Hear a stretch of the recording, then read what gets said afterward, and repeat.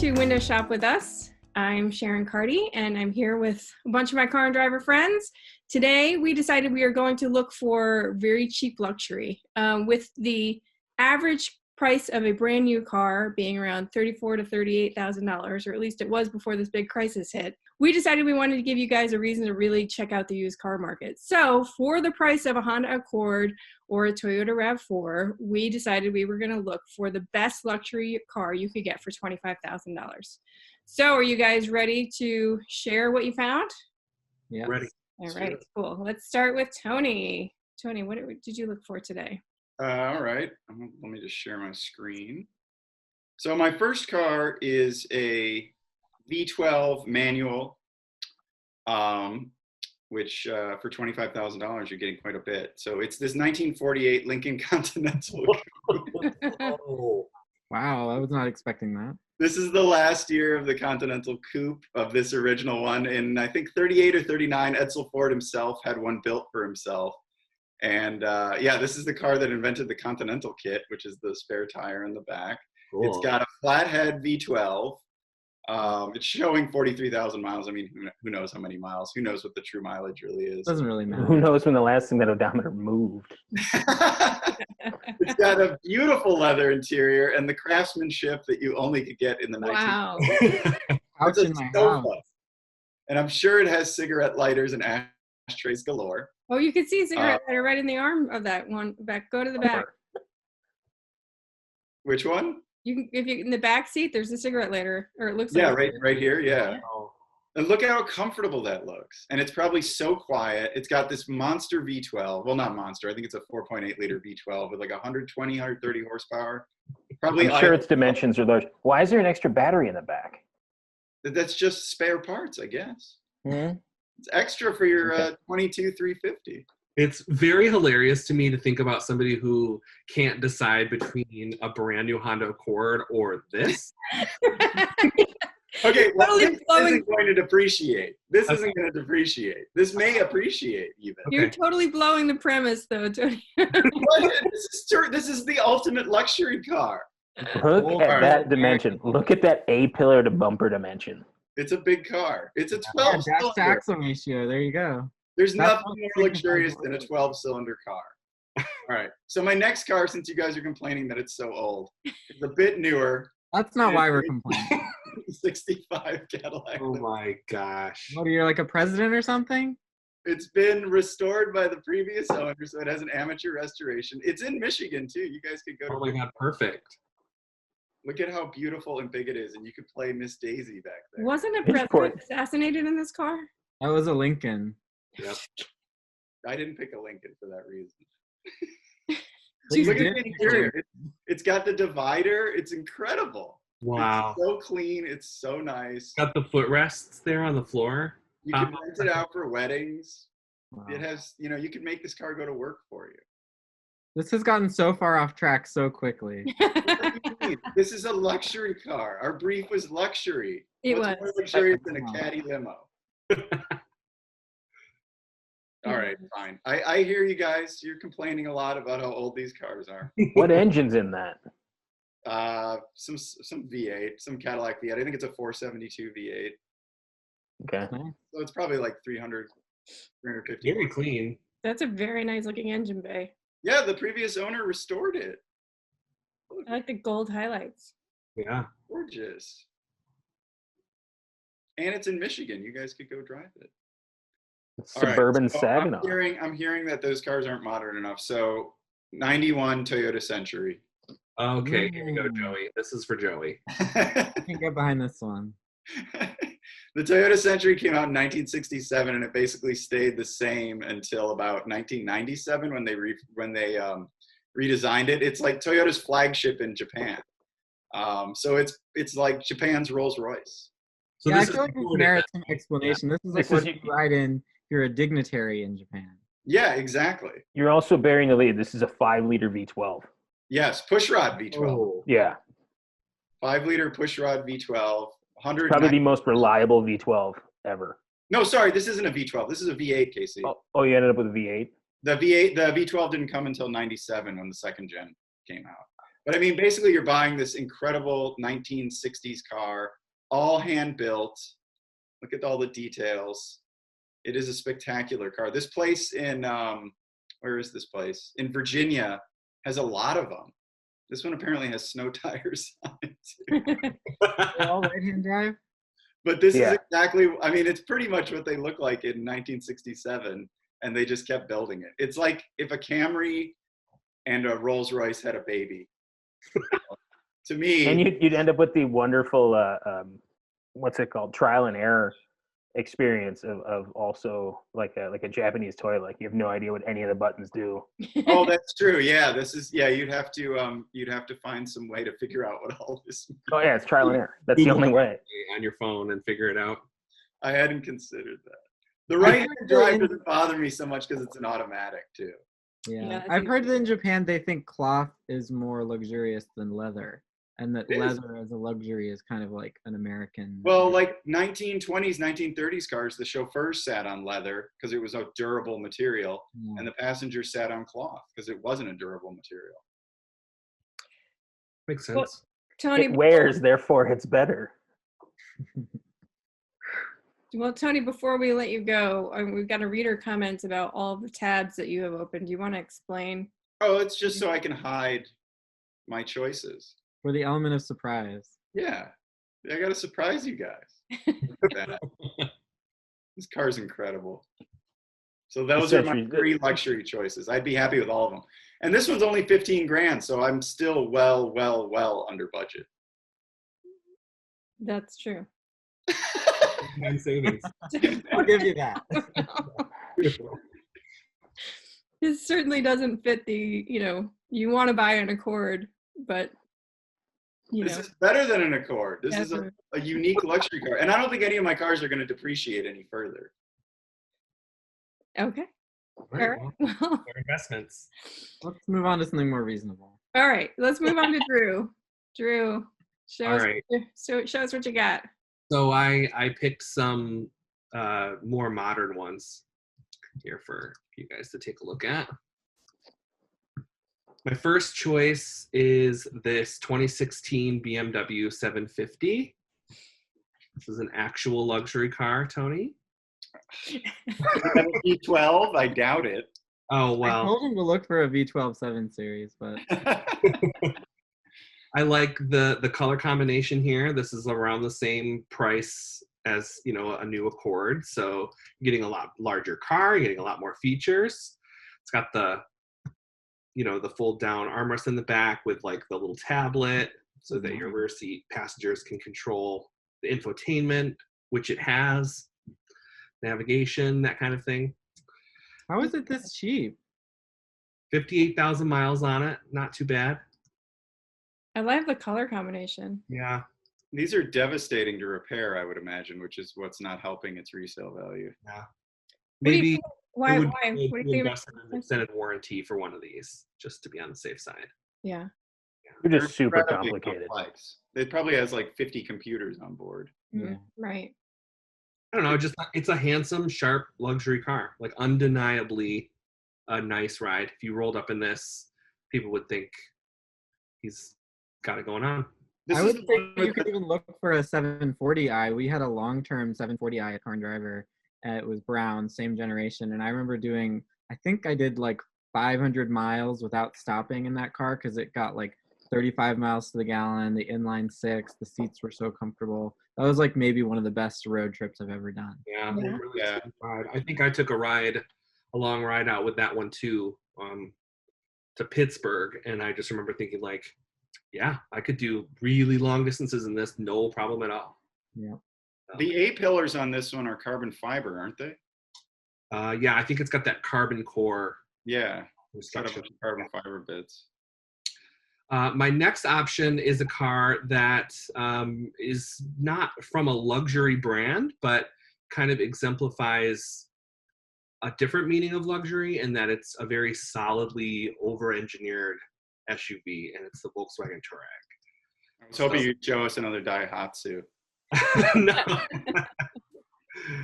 The Rocky is not a luxury car, so it has, I But think this is the final model year of the Touareg in the U.S. Yep, and this is the Wolfsburg edition, so it's got all the equipment, all the, infotainment and safety gear, and this car only has 18,000 miles on it, and it's in our price range here. So it's got That's the Pretty good crazy. deal. That thing still has factory warranty. yeah, probably. I just remember driving one of these out of the press fleet when I was sort of new to reviewing cars, and I just remember thinking, like, this is an impressive car. It feels very solid. It seems very well put together. It doesn't have a luxury badge on the front, but it's sort of like quietly luxurious. Yeah, the Touareg and the Phaeton were VW's push to create luxury cars, Drew. Just not a luxury brand necessarily. Yeah, Guys, so it's a shame that they discontinued this model. I think it's really cool. Yeah, the Touareg played the same role that the Phaeton did for but for the Cayenne, not for Bentley. Yeah, Right. All right, what you got next? All right, so this is sort of like, this is a luxury car, but it's not necessarily new. So don't lump me in the same category as Tony, but it's definitely going to be something that's a little bit on the older side. Oh, so this is your best car, is what you're saying? It's 97 Aston Martin DB7, which is Cool. the perfect color, British racing green. Or tan, Yeah, it's a Such really a good-looking car. pretty car. Oh, it's really nice looking. Only 27,000 miles on it. I mean, it's definitely luxury. I mean, look at that, like, contrasting piping, genuine leather seats. What's not to like here? These have the supercharged inline six, I'm sure. So, I was wondering what engine was in this. It's the I do supercharged. not remember. it's an automatic, which I know is not ideal for sports cars, but That green leather, wow. The exterior is gorgeous. it's luxury when it's parked in front of a luxury home too. Yeah. Right, that's always the sign, right? I'm guessing Florida. Yeah. Yeah, Florida. Yep, Lauderhill. That's How a many nice miles? car. Oh man, not even 30,000 miles. That Yeah. is a gorgeous car. Definitely been well kept. Probably lived most of its life in a garage. So if you're gonna buy an old one of these, it's probably the good one to get. Probably not a great replacement for a RAV4, but maybe the Accord. It does have a back seat, but I don't know about putting a car seat back there. So if you got a little kid, Yeah. maybe go with the Touareg.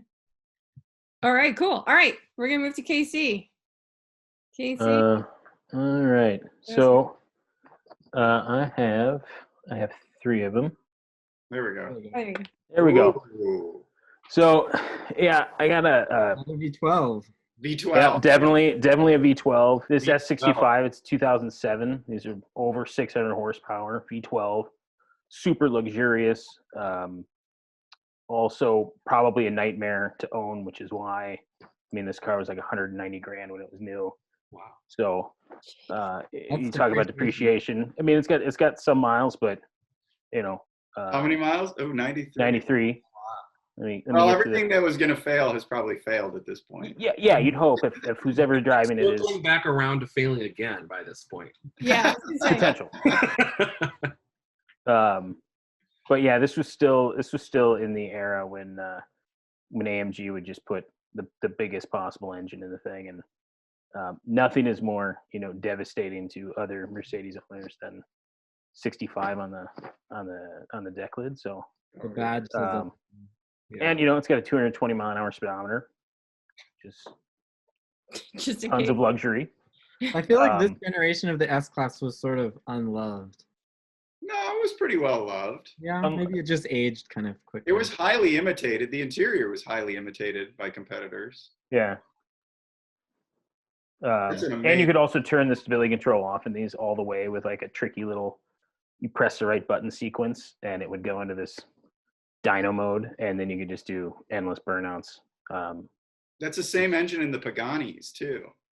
Ooh, Yep. yeah, Was that right? Wow. Yeah, the 3-valve 6-liter. Yep. that's cool. Yeah, they actually limited the torque to 738 pound-feet because that's all the transmission could take. It would make more torque. Yeah, 1,000 newton meters, right? Wow. No, it was 1,000 newton meters. Yeah. 1,000 newton meters.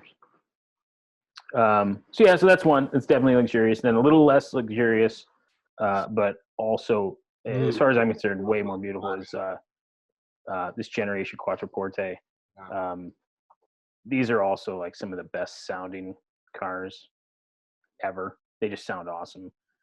It's special in a way that the new one isn't special too. I went on the press launch of the GTS. But you went on the press launch of the GTS when it still had the automated manual, right? No, I went on the press launch of the regular automatic. Did we both go on that? I don't know. Okay. Anyway, the later ones of this generation are generally better, right? Yeah, once it got the actual automatic, that was a big upgrade as far as like drivability goes. What was wrong with the other one? It's just this automated manual in this luxury sedan. It just didn't really fit the single character clutch, of the car. The Yeah, it was a shift single was clutch, so it just wasn't smooth to drive. It was difficult to drive smoothly, and it didn't really befit the car. But we had two of these. We had not GTS, but we had two Quattroportes in the office, maybe a year apart, and one had some terrific build quality and was really nicely screwed together, and then the other one I drove was absolutely awful. Oh, no. Some variability there. So yeah, there's some variability to the. Were they built in two nature. different plants, maybe? No, I don't think so. I don't think so. No, these all come out of Modena. Wow. It was. You had one day shift car and one night shift car. That's what you Yeah, exactly. Yeah, somebody was hungover when they put So together. Italian. It's a gorgeous car. Yeah, it's under 25.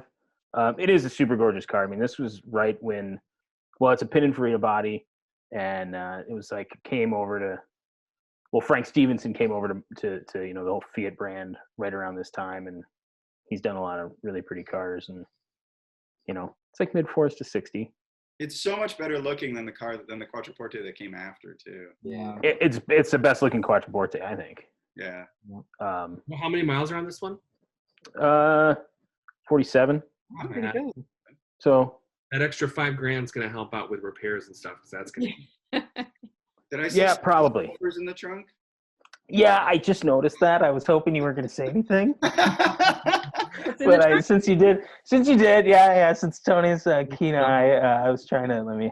Here we go. I saw you move away from it. Oh yeah, I moved away from it real quick, so I didn't notice Yeah. that. But I doubt that's the original owner. no. It's got Well, it does still have the Jesus on the deck lid, so. Yeah. Anyway, and then my last one is a bit odd, but it's super rare and will 100% appreciate. But this is it's an Alpina B10. So like an E34 5 Series. A little over 60,000 miles on it. Is that an 89? Yeah, it's 89. And That is cool. it's I cool. like It's the super Alpina rare. wheels. Yeah. They've had that same design. They basically that's a 17, I think. So they've just Yeah. made that design, 4 inches bigger over time. I've been lusting for an E34 like that for a while. Well, here you go. You just have to go to Where is it? somewhere in Europe and then bring the thing back. I went to Alpina a few years ago for the B7. Yeah. Where is it in Austria? Yeah, it's a tiny little place. They showed us around, and like about half an hour into the tour, they were like taking us into like their kitchen and showing us where they keep their Advil. That's how small the place is. The mom and pop shop? Yeah, but it's really cool that these cars come out of there. Where? Yeah, but this car, basically Alpina this was before Alpina was like fully integrated in BMW, and they basically just took a 535 and replaced the internals and gave it just about as much horsepower as an M5 at the time. So it's like 250 horsepower, and and then of course they lower it and different brakes and everything. But this was, I looked it up on Alpina's website, only 572 of these were ever made. Whoa. So That's pretty cool. it's pretty rare. Yeah, wait, there's a sweet plaque. This is number 108. Oh, We're in a lot of photos of this one, so that's why there's not a lot of scrolling to see. Right. But That's but cool. Wow. where yeah, is it's pretty cool. It's in Europe, right? It's in Europe. Here. wherever that Where is. that Not the is. person's name or the location? Pretty sure that's the location, but I mean, I can figure it out.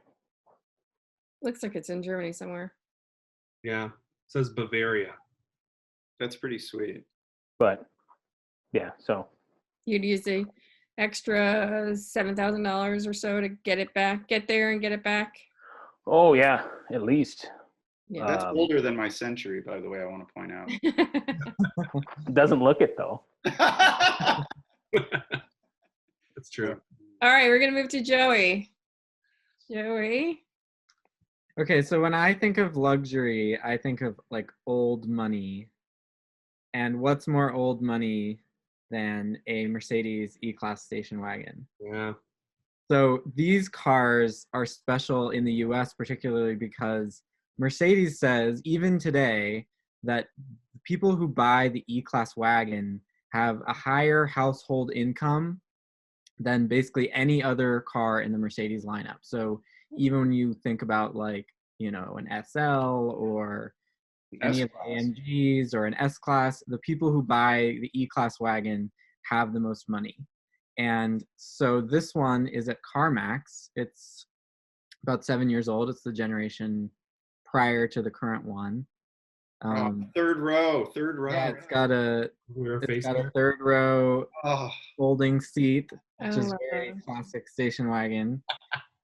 It's got heated and cooled seats. that third row gives it almost as many seats as my limo. So it's a fairly recent E-Class. It's near the end of this generation. Got 4MATIC all-wheel drive, 3.5 liter V6. That's really cool.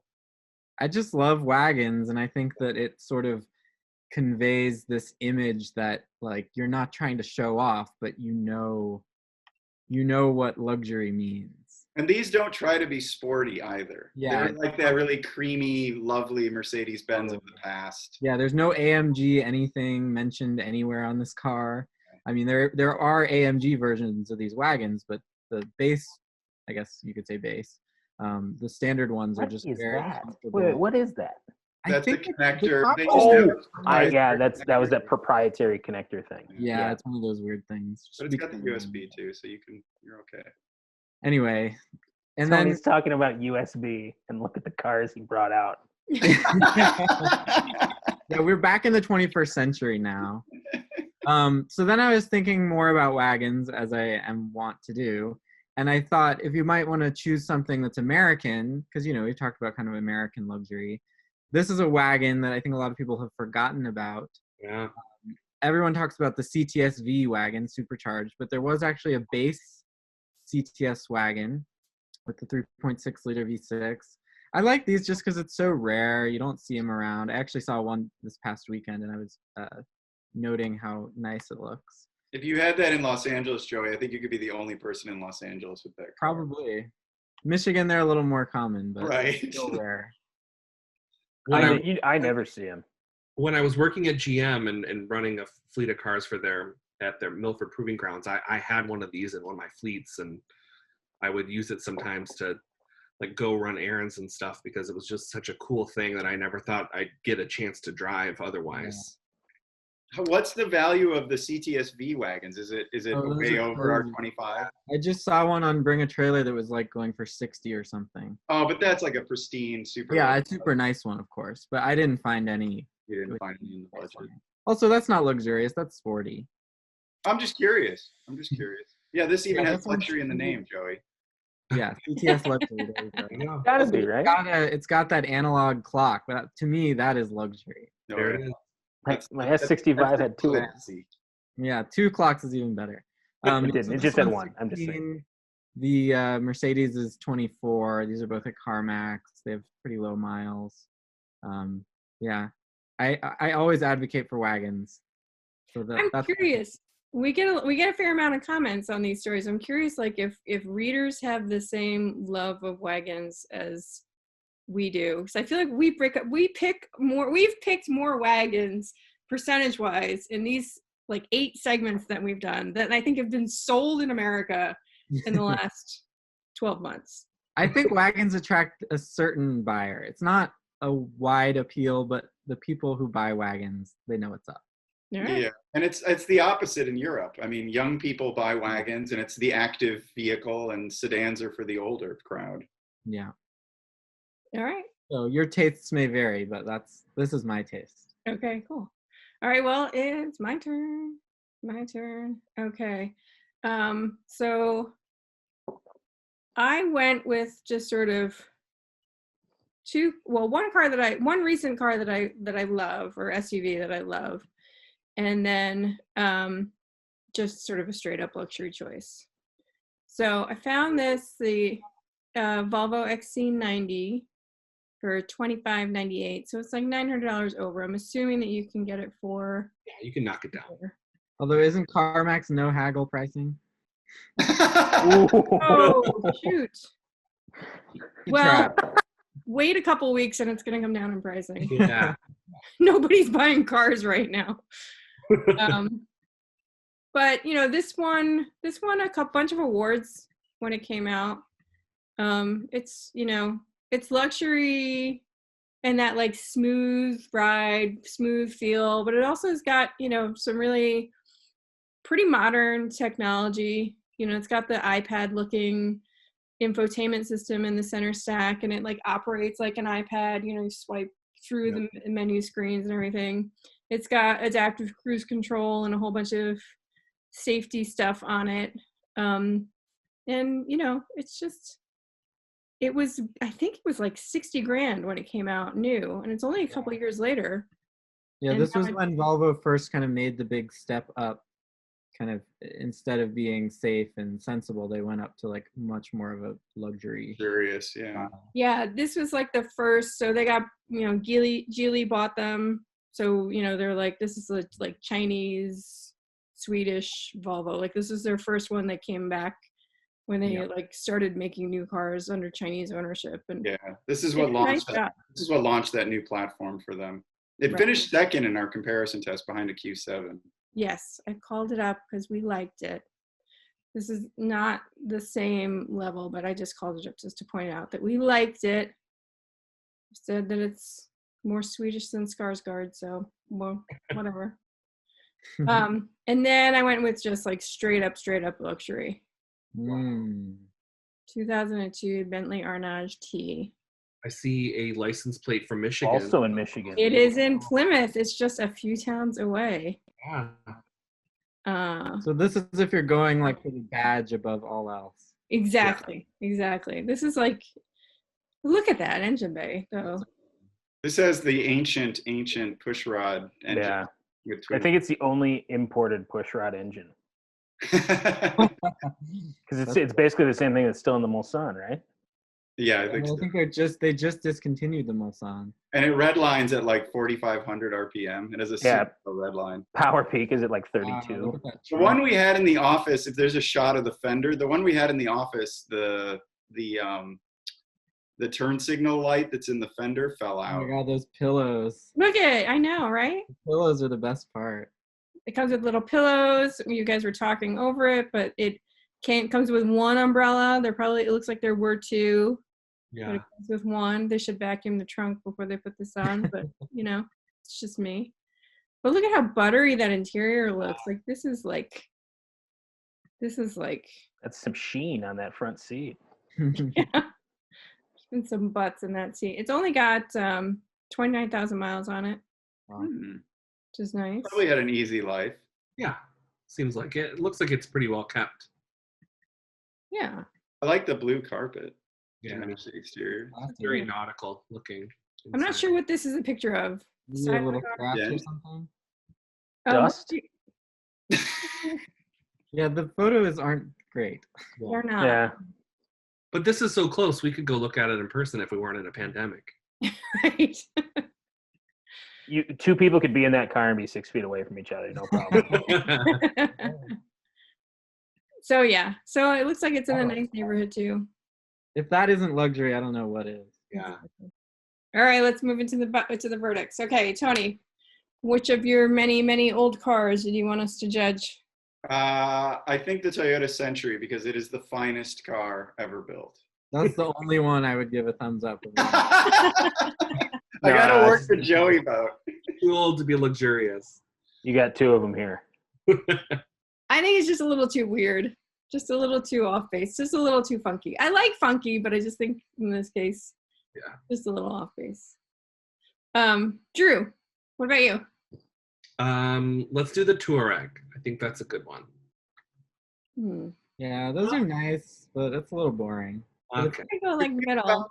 If you'd found a V10 diesel one, I might have been more into it. Yeah, but those are pretty. What if we did the Aston Martin instead? I'll give you thumbs up. No, I'll give you thumbs up on the Touareg. Not on the Aston, but on the Touareg. Okay, thanks, Casey. All right, Casey, how about you? I guess in all honesty, probably the Quattroporte is probably the one I Oh yeah, that one. Yeah. really like. Despite the reliability issues, it's a I nice. like it, but it would devastate you, so I'll give it a sideways. Devastate me how? You know, Just keeping it running? yeah. Financially. Yeah. All right, Joey, how about you? E-Class wagon. All right, I'll give that a Yes, very rational. thumbs up. Okay, before you guys judge me, though, I want to show you. We talked about a couple of episodes ago. We talked about our first cars, and I was talking about how the most important part of my car was the sticker. And Tony told me to buy it, so I bought the sticker. Oh wow. Isn't that What are you cool? going to put it on? Well, I was gonna put it on my laptop, but it's a window sticker, so like that's what you would see. Yeah. So I might have to put it on the window of my office, Yeah. or I might just have to like. Well, maybe we can put it on the back of one of our long-term cars. So yeah, and I always did it upside. I don't know why I stuck it in upside It down. looks like a tree upside down. Yeah, you got to keep it upside down. That's the way it's meant to be. All right, so I'm gonna put up the Bentley R9 HT. Yes. Just to get a Bentley for 25 grand. Yeah. Yeah. Although didn't we do a story saying that you can get a Bentley for 25 grand, but maybe you shouldn't? Yeah, you probably shouldn't. But that was a Continental. That was That's different. yeah. I feel like Maybe we'll put the link to that in the on the YouTube so that people can take a look at that.